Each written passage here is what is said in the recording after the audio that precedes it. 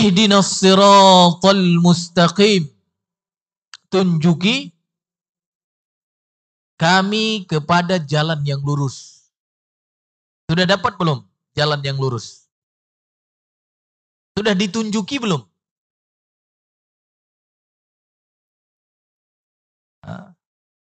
Sudah ditunjuki. Tapi apakah kita berjalan di atas petunjuk itu?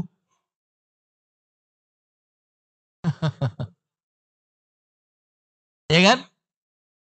Sebenarnya simpel aja Pak. Saya sedang ngajak berpikir saja. Ya. Di Indonesia, manusia, bahkan di dunia, semua sudah dapat petunjuk. Dan petunjuk terbaik itu apa? Ada dalam surat Al-Isra. Ya, surat Isra ayat 9. Itu petunjuk terbaik.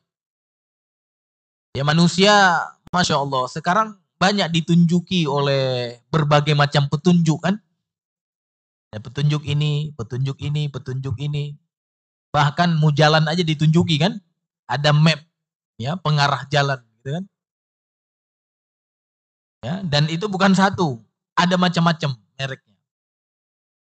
Nah, yang terbaik agar kita menjadi orang bahagia, menjadi orang yang berbekal terbaik di hari akhirat kelak. Apa petunjuk terbaik itu? Surat Isra ayat 9 menjawabnya. Inna hadzal Qur'an yahdi lillati hiya aqwam. Kata Allah. Sesungguhnya Al-Quran ya memberi petunjuk ke jalan yang paling lurus. Ya, jadi Al-Quran itu Masya Allah Pak, di masjid kita aja banyak banget nih. Banyak banget. Cuma pertanyaannya, nah, itulah pertanyaannya ya. Pertanyaannya udah paham belum gitu ya? Enggak usah ribet-ribet, yang simple-simple aja, enggak usah. Karena Al-Quran ini sebenarnya mudah Pak, jangan dibawa sulit. Allah menurunkan Al-Quran itu untuk petunjuk manusia. Jangan dibuat sulit. Orang yang buat aplikasi petunjuk jalan saja, map, dia berusaha untuk menciptakan yang paling mudah dipahami oleh manusia. Benar nggak? Sehingga itu yang laku kan. Kalau ada yang rumit dikit, itu nggak kita pakai gitu, nggak kita pakai. Bagaimana mungkin Allah yang mengirim petunjuk kepada kita ingin membuat kita bingung? Nggak mungkin Pak, nggak mungkin. Tapi seolah-olah sekarang Al-Quran itu yang bisa memahaminya cuma ya segelintir gitu. Tidak Pak, tidak. Barang siapa yang mau menggunakan itu sebagai petunjuk, mudah Pak, mudah. Enggak sulit, enggak. Ya Allah yang turunkan kalam Allah. Untuk apa? Untuk manusia. Enggak mungkin Allah ingin apa? Menyusahkan kita, enggak mungkin. Ya kayak pabrik mobil saja kan, buat buku petunjuk gitu. Toyota bikin apa? Bikin manual book. Pasti yang paling mudah dipahami oleh orang yang menggunakannya. Walaupun nanti ada hal-hal yang perlu didetailkan, khususnya masalah mesin-mesin misalnya gitu.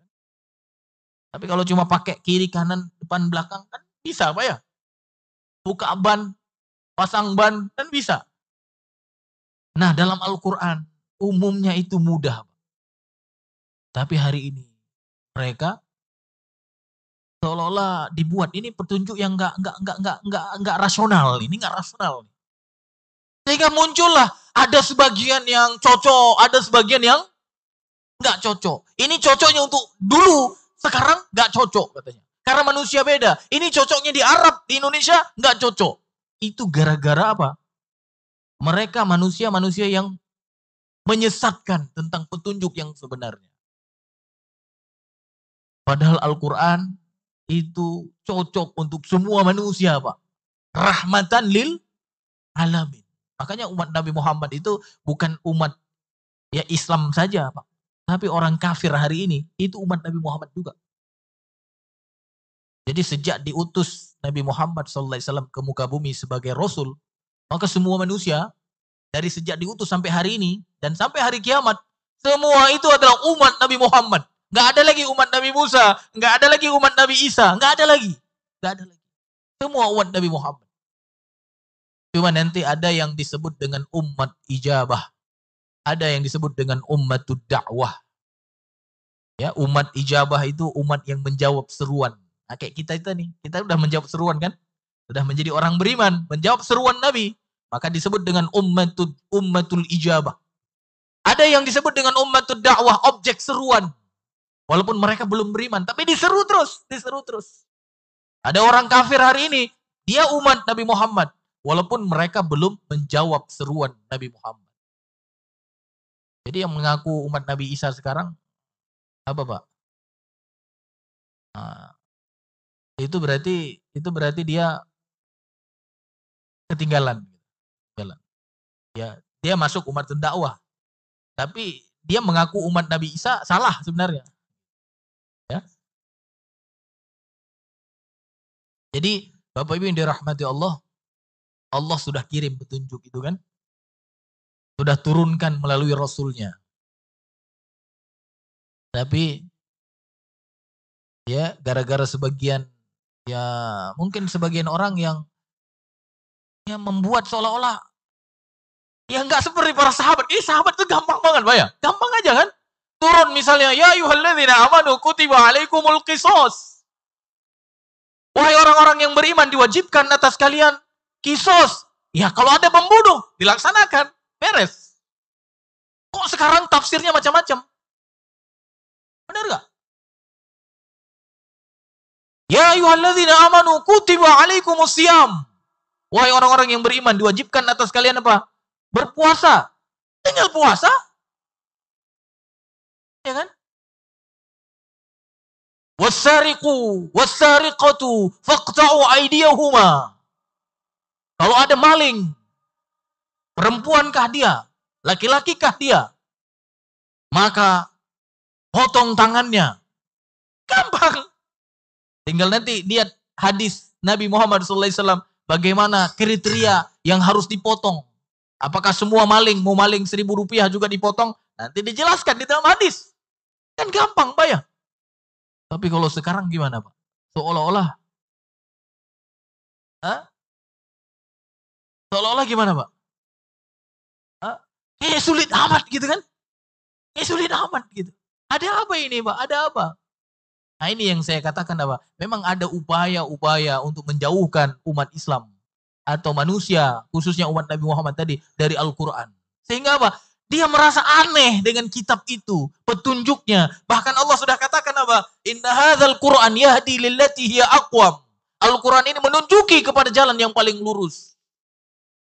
Ya.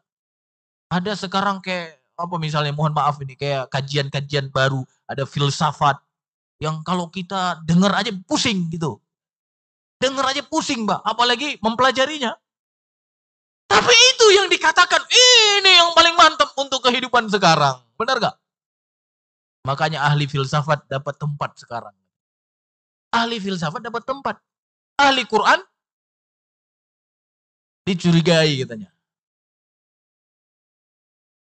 Iya Pak ya.